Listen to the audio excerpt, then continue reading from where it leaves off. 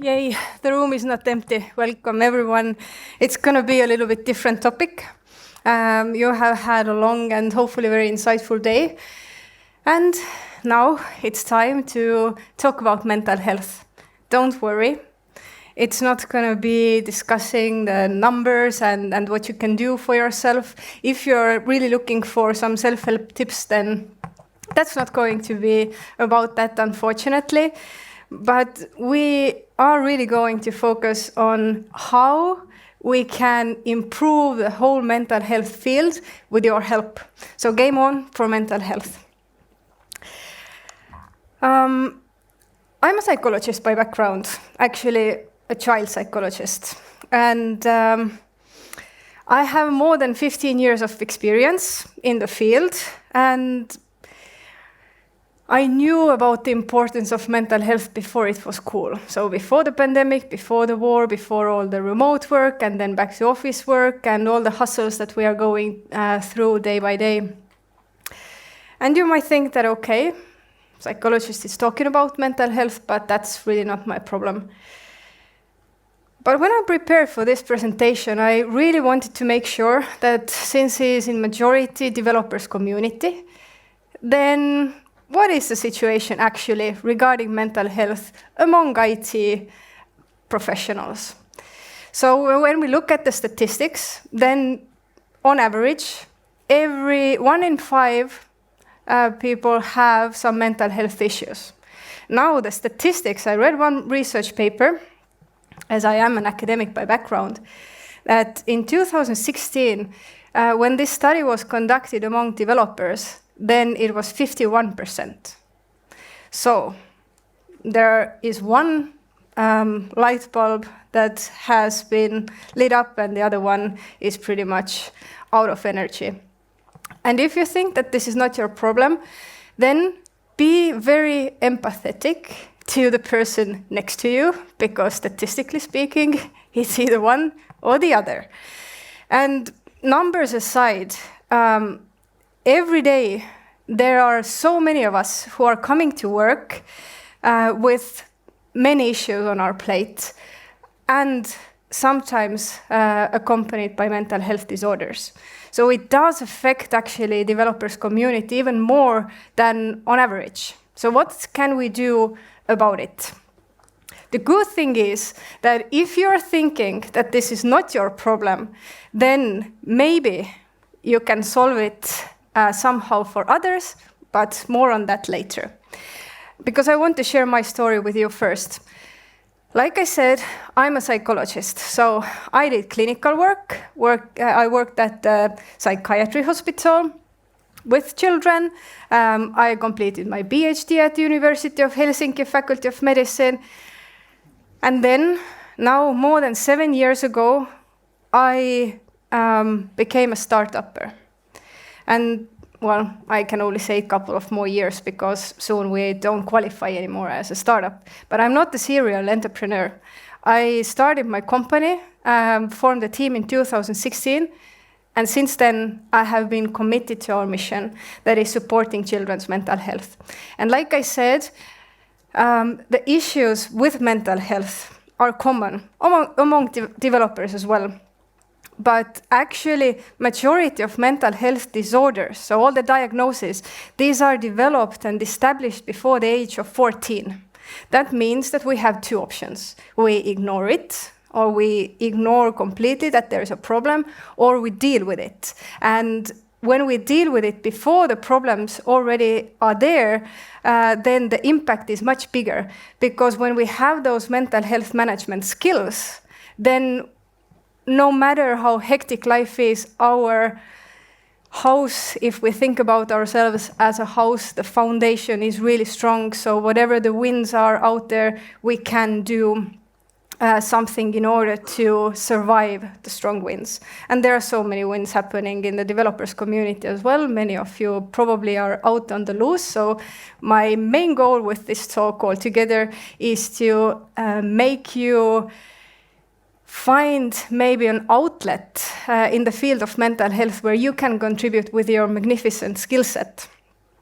And since mental health is still very much stigmatized, even though in Estonia there is a lot more awareness that mental health is something that we should address, but not really in a way that we would be able to take action already.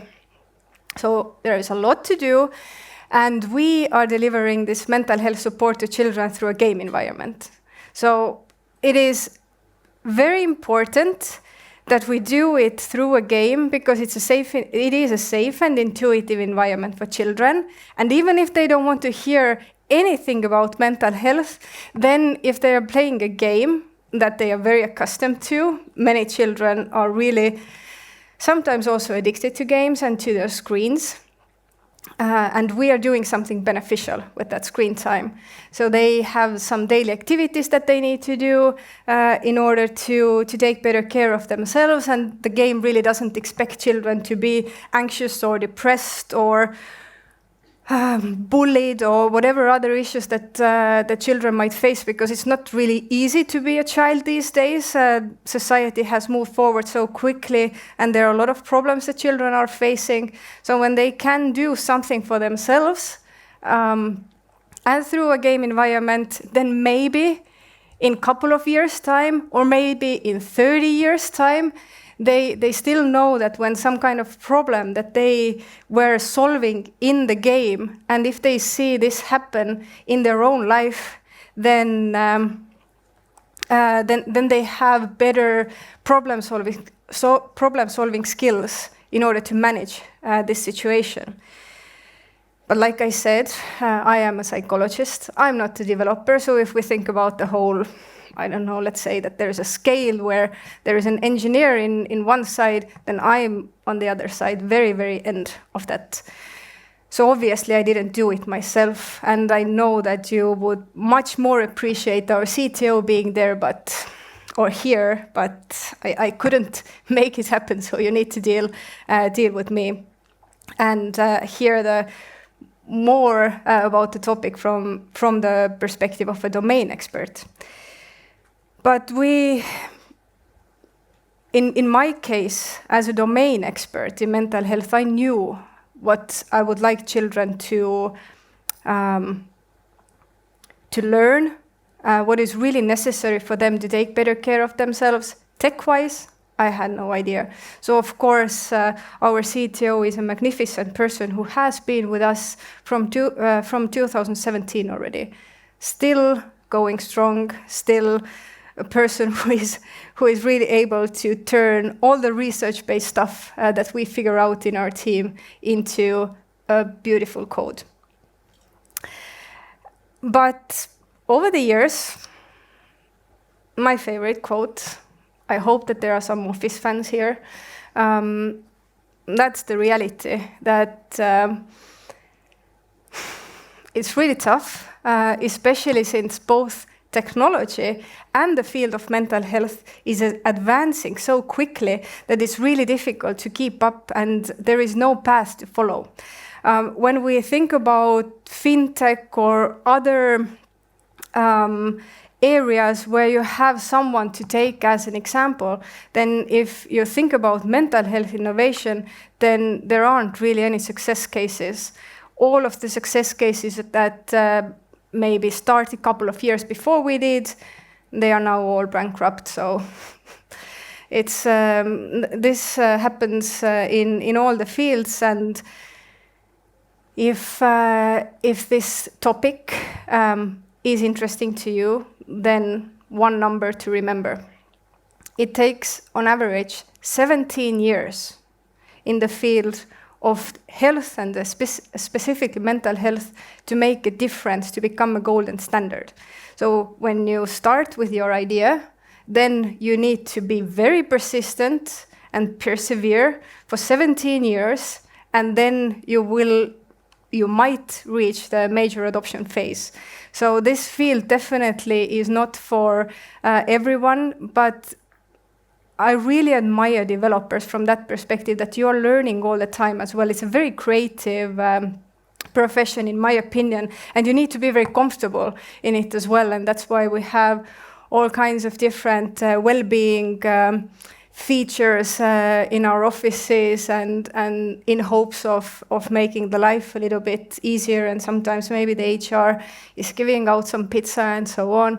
But with this constant learning and constant sprints and so many bugs and everything that is happening, it's quite tough. So that's why, of course, the statistics of 50-50, right? That every other developer might experience mental health issues. That's where it comes from. But when I was reading the article, it actually said that the main contributors are isolation and excessive screen time and sitting behind the computer or sitting a lot in the same place. But being in the field, in leading a startup for that long, I know that also the really high expectations, such a big competitiveness that there is, a lot of uncertainty.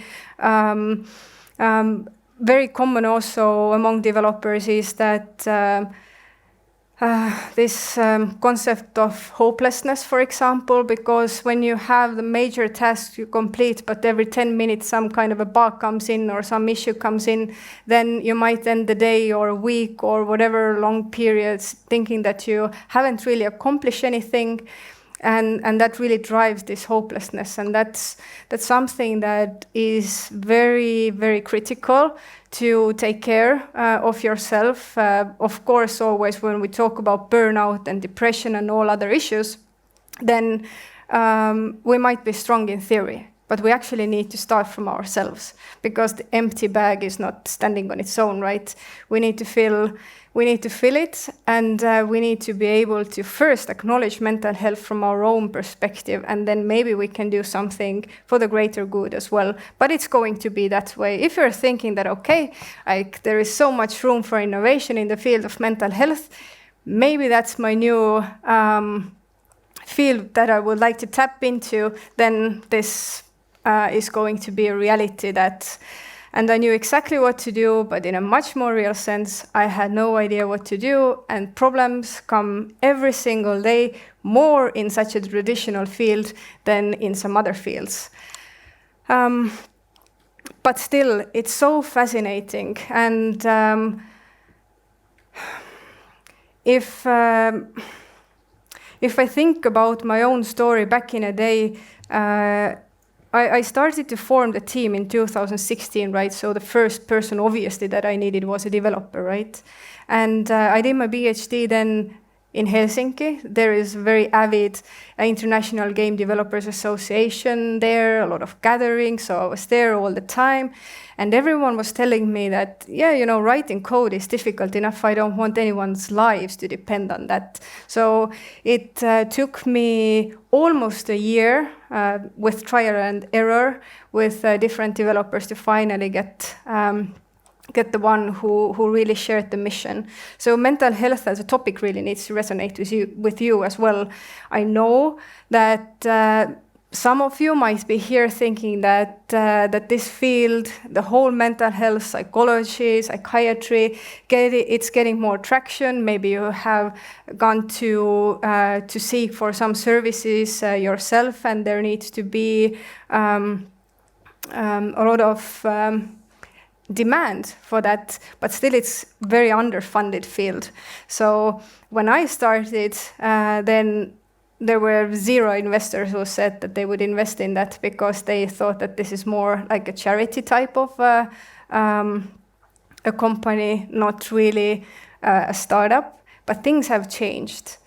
So if you're thinking that, okay, sounds interesting, there's a lot to do, then try it out, because essentially there should be a lot of mental health expertise around you or among you, because you have dealt with very stressful environments, a lot of isolation, a lot of negativity also that is very common among developers, or seem to be according to research. This is not my subjective understanding, that you're really focused on bugs and you're really focused on the problems that arise every single day, that this negative mindset can really drive you, or it's very common among among developers.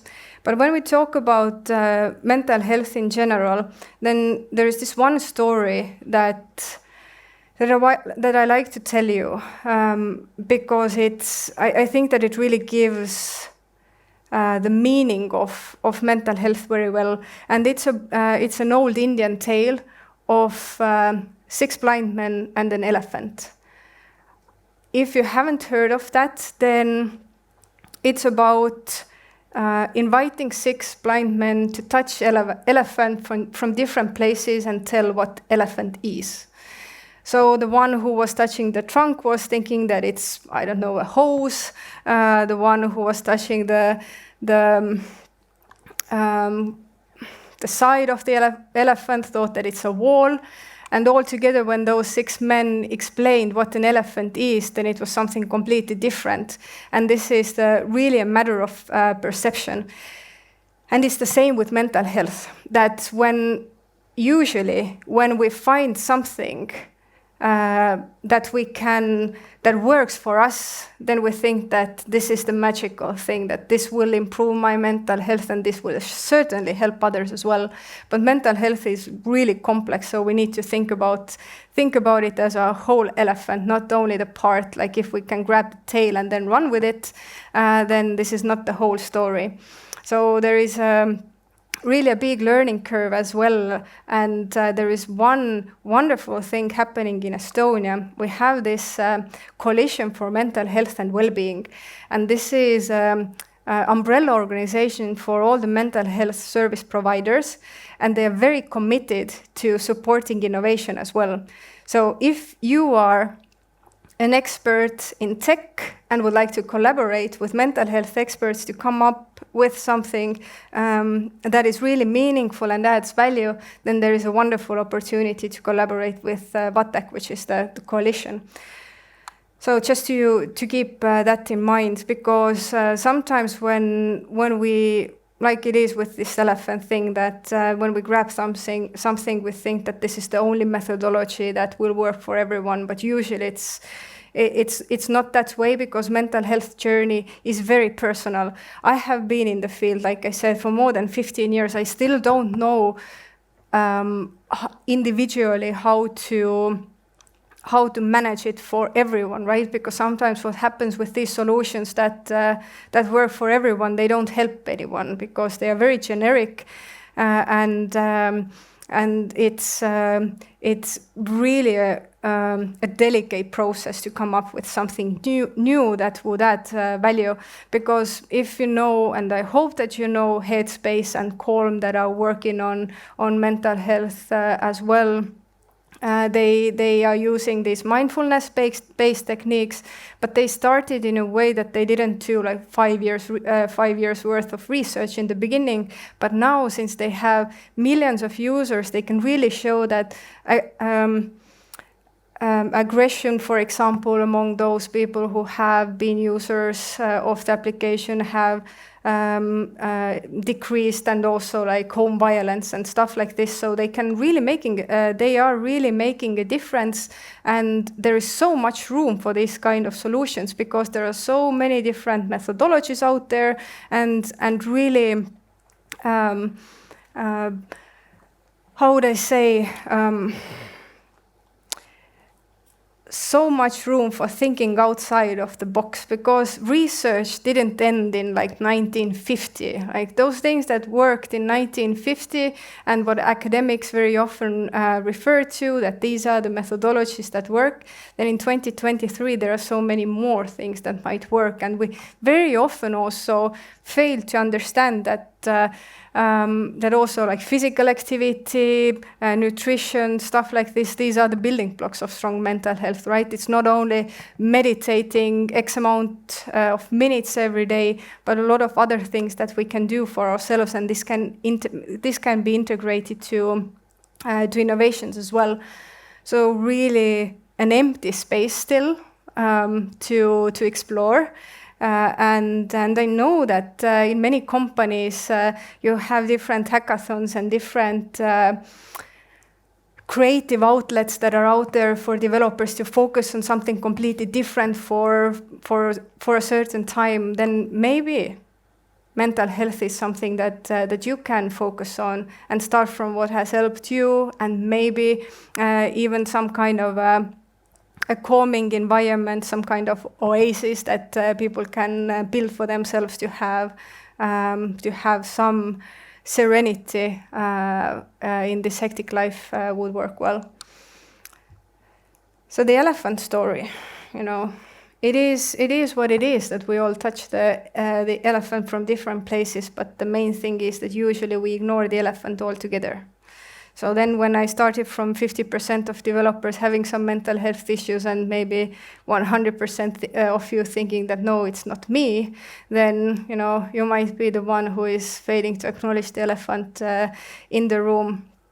But he's calling for action, all of you, and start from yourself, start from making sure that you acknowledge mental health, because we are not robots. AI can do some things for us, but still the work culture is very demanding. There are so many KPIs that the list goes on and on and on, and so many tasks and so many sprints, and of course it creates a lot of anxiety when you're not able to deliver. That may cause depression as well.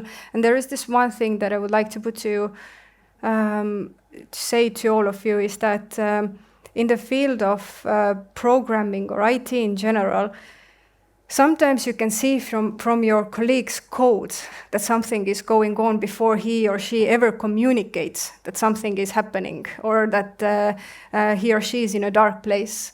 So be there for others as well, but starting from yourself. First acknowledge mental health yourself, but also make sure that you check in with others, and don't be that critical towards mental health, because I know that we are very much still in a place where we say in theory that it's okay not to be okay, but still it's still frowned upon, or we still need to be strong. We need to be able to not show any weakness, especially under these harsh circumstances that startups are currently with funding and so on, that there is a long list of developers waiting, and a lot of competitiveness, and many of you might be out there looking for new opportunities as well. So I am here for you. We always are in need for developers, and also collaborate with mental health specialists if mental health is really a topic where you would like to contribute. But I want you to ask questions from me as well. Everyone is silent. I know this happens with this topic. Nobody wants to have any follow-up questions. And I know that you need to actually grab a microphone and ask away, but do it. I challenge you. These volunteers with microphones.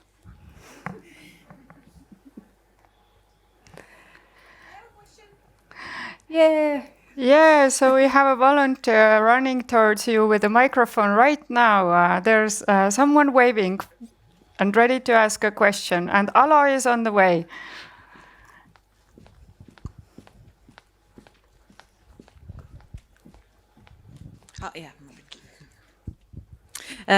Thank you. Very interesting. My question is, your game, is it me as a grown-up? Can I play it as well? And are there the same outcomes as for kids? Well, it is targeted towards children, right? So we're working with children between the ages of 7 to 12. So the graphics are the most suitable for them, but in all honesty, you can use it yourself as well, because so many adults are telling us that they are learning new things from it, because it doesn't really matter. Yes, it's in simple language, right?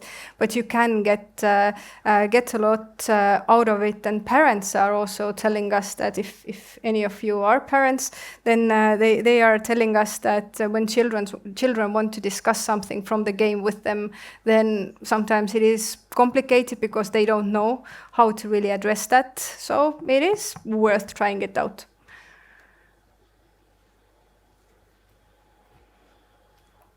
I see more hands raising, so our lovely volunteers will come to you.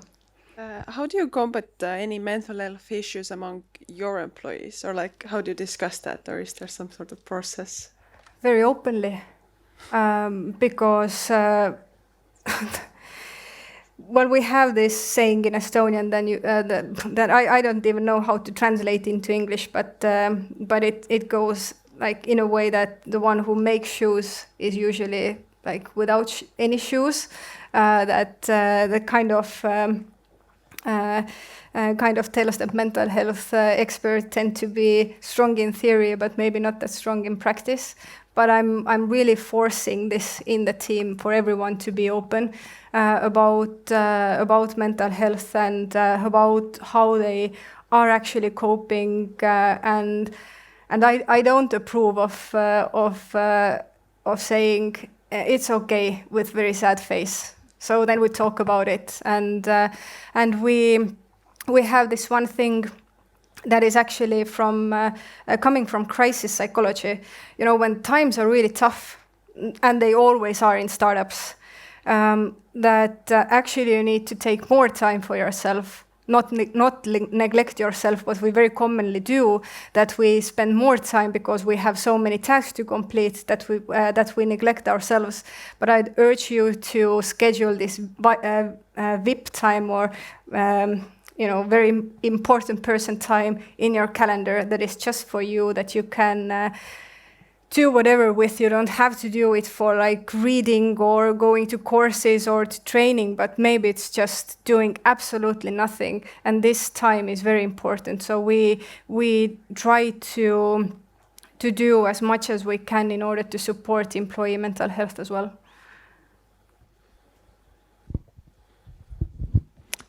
Hi, over here.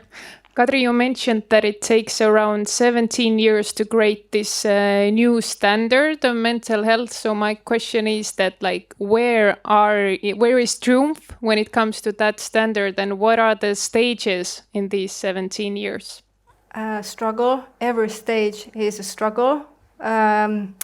But we're 7 years in, 10 more to go, right? Our solution is in 9 different languages. We are pretty much available globally and growing steadily. But since it's such an underfunded field, then the growth could be much better and quicker if we would have more funding for it. But all in all, starting from day one, involving the users, whether they are children or elderly or other developers, whoever they are, who might benefit from this solution. So start from that you engage others in making sure that the problem is not only your own and the solution that you're offering is not only for you, but would be, can be scaled for others. And then a lot of R&D. It's a very, very research-heavy process with mental health innovation, as it's such a traditional field. But slow and steady, and just always keeping in mind that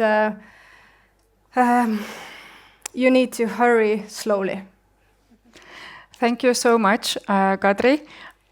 Before we let you go off the stage, I would like to ask you to remind if one is interested of a demo of this game, is it possible to try it out, and how? Yeah, absolutely. It's available on Google Play and App Store, so just do it and check it out yourself, what happens there. Awesome. Thank you very much, Kadri, for sharing your journey and such an important topic, how we can have an impact on mental health of young people with digital solutions. And give an applause for Kadri. Thank you.